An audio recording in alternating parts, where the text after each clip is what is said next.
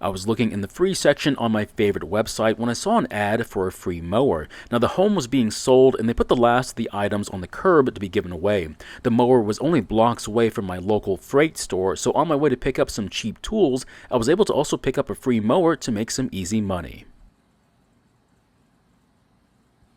In today's video, we look at this Weedeater brand lawnmower, and the problem is that I just picked this mower off the curb and I don't know if it even works. I will say one thing about it, it's in great shape. Even before a good cleaning, the paint on this mower is in pristine condition, which makes it look a lot newer than it might actually be.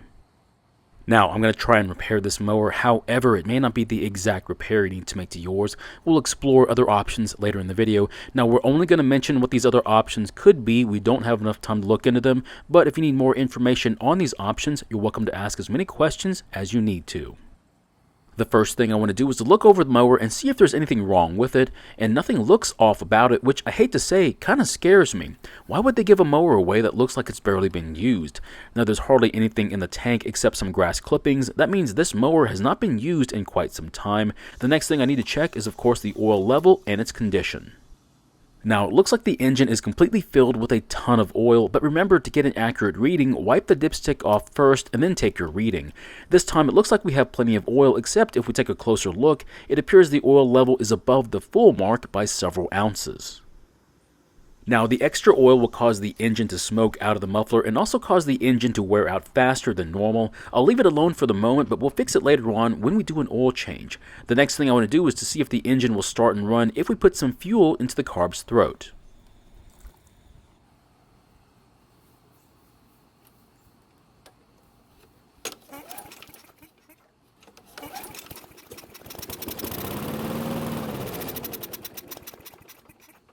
Fortunately, the engine started and ran for a few seconds, which is great news. It means the engine has a working ignition system and enough compression so it's not worn out. That means this mower is worth our time fixing. Hopefully there's nothing seriously wrong with it, but before we look any further at this mower, I want to give it a quick cleaning. The main reason to clean this mower is to make this mower look as new as possible, so selling it will be much easier. The first area I want to clean is the underside of the mowing deck. This is where rust is going to form, so I want to keep that from happening. I'm going to take the easy route when cleaning this one, so I'm just going to use water to soften the dried grass, and then hopefully I'll just be able to wash it away without getting my hands dirty. Now, since I'm not using my pressure washer and just my garden hose, this is going to take some time and quite a bit of water. If you want to make this quicker, scrape the dried grass off the deck first and then use the water. Now, after several minutes, the grass has gotten quite a bit softer, but this is not going as fast as I was hoping for. To make this go a bit faster, I'm going to use my round scraper to help get the rest of the dried grass off the deck. I'll then use my brush to get the rest of the grass and then use the garden hose to wash any loose bits away. Surprisingly, there's not a lot of rust on this deck at all. From what I'm seeing, this mower has not been used much at all, maybe 1 or 2 seasons. Now I'm getting worried as to why this mower was given away.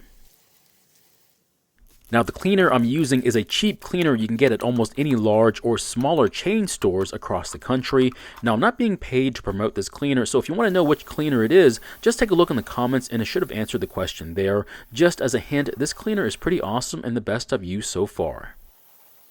Now for the more stubborn, oily, or greasy areas, I'm going to use a different cleaner that's a lot stronger. However, it's also very dangerous to the paint if left on there too long. The stuff I'm using won't do that, so for painted areas or areas where the paint is already damaged, I'll use the weaker cleaner instead. To be honest, cleaning this mower wasn't that difficult, but there were a few areas that needed extra attention. Now, you don't have to go to these extremes when cleaning yours, and using a pressure washer should remove most of the dirt, but you have to be a lot more careful when using one.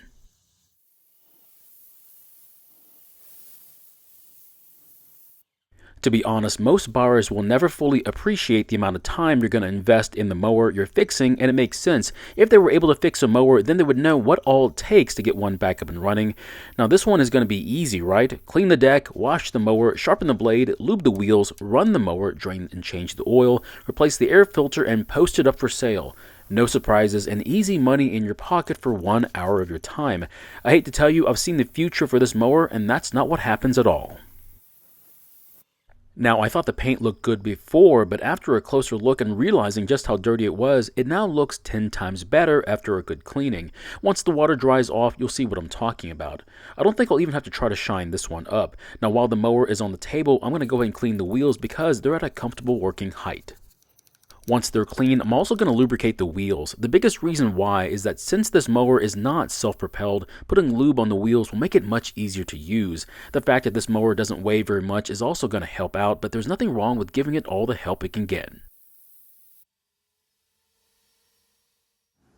Now, these wheels already spin fairly easily, but if you give it a Price is Right kind of spin, it starts to wobble and then stops pretty quickly. Not that I expect to be running while using this mower, but I would like to improve its ability to spin by at least making it spin a bit smoother. For this wheel, I'm going to take off the wheel so I can apply plastic-safe lithium grease on it, but on a different wheel, I'm going to leave it on and see what kind of a difference there is between both methods.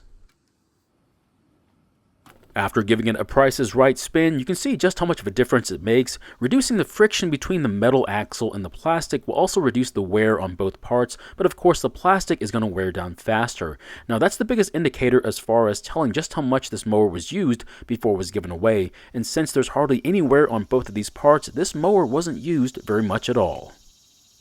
Now, I'm not keeping track of which mower has wheels that spin the longest after lubing them, but I hate to say the record so far is around 28 or 29 seconds, which means this mower has just set a new record at 32 seconds. It's not a big deal, but it doesn't hurt to set goals for yourself. Now for this wheel, I'm not going to remove it, and I'm just going to spray the lithium around the bolt and also on the back side of the wheel. I'll then try and work the lithium into the space between the wheel and the axle. Then we'll see if there's any difference between doing it this way and the other way. Now, I've seen other people use WD-40, motor oil, and even transmission fluid to lube the wheels, and to be honest, it's your mower, use whatever you want. I prefer using lithium grease because it's convenient. Now, I have heard the argument that dirt will be attracted to the grease, and the answer is yes, it will be. But if you lube the wheels on a regular schedule, basically once a year, I would remove the wheels, clean off the dirt, and then reapply the lube. As you can see, there's only a small difference from taking off the wheel and lubing them versus leaving them on, so I don't have any issues using either method. If you have the time, take off the wheels. If you don't feel like it, well, leave them on. Now everything looks much better after letting the water dry up, which then brings me to the next strange issue with this mower. This is not a mulching mower. Instead, it only discharges, which puts a lot less stress on the engine. Now for some reason, the deflector doesn't want to stay in position, and the simple answer would be an issue with the spring. However, after looking at it, I don't think the spring is the problem. After taking out the pin, I think there's a combination of issues causing the deflector from staying down. The first issue is that one of the brackets for the pin is misshapen and will need to be fixed. I think this might have allowed the spring to get into a position that allowed it not to put enough pressure on the deflector. It might have been this way for some time because the spring was able to force its way further into the plastic, which didn't help keep it down. I think after fixing the bracket and then reinstalling the pin, it might stay where it's supposed to. To keep this from happening again, I might consider fixing that long channel the spring made in the plastic, but for right now, it looks like it might work for the time being. Once the deflector is fixed, I think I'll finally put some fuel in the tank, see if the primer works, and then try starting the engine. After pressing the bulb a few times, it's finally spraying fuel into the throat of the carb, which is a really good sign that we might get this engine started and hopefully running again. Unfortunately, for this test start, I'm not going to use an air filter, and the reason is very simple. When I tried to clean the one that came with it, it came apart in my hand. Now, I've since picked up a pack of these filters, so I won't have to test an engine without an air filter again. If you need one of these, there should be a link in the description.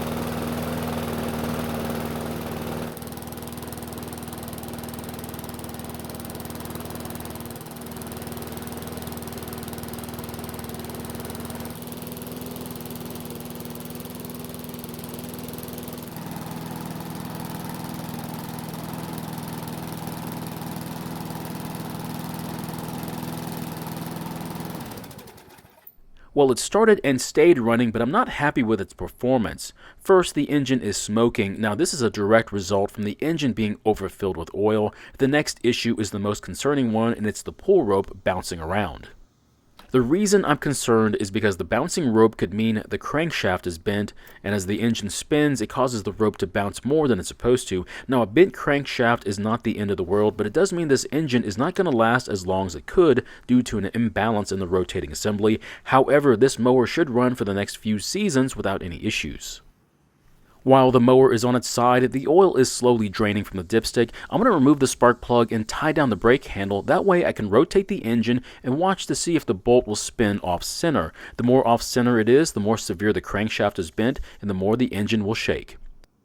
So how does the crankshaft get bent in the first place? On this type of mower, it's pretty easy. All you got to do is hit something like a green stump, concrete, or even a large rock. The easiest way to tell if that happened is to look at the edge of the blade and see if it's damaged. And I hate to say it, it's very obvious that's what happened here.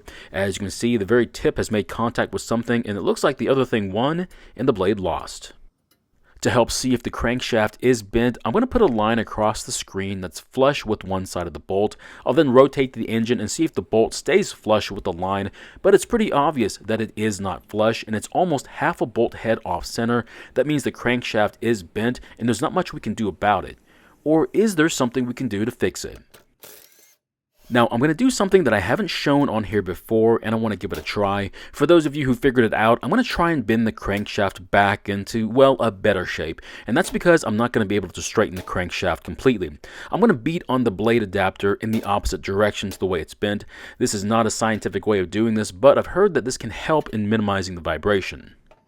After a few quick blows from the 4-pound hammer and some sanding on the blade adapter to fix the marks from the hammer, I'll reinstall the blade and check to see if there's any improvement. I'm only looking to make it better, not to fix it. I know it's hard to tell, but it looks like I've been able to maybe reduce the offset by about half. It's tough to tell, but I know a better way to see if there's an improvement though.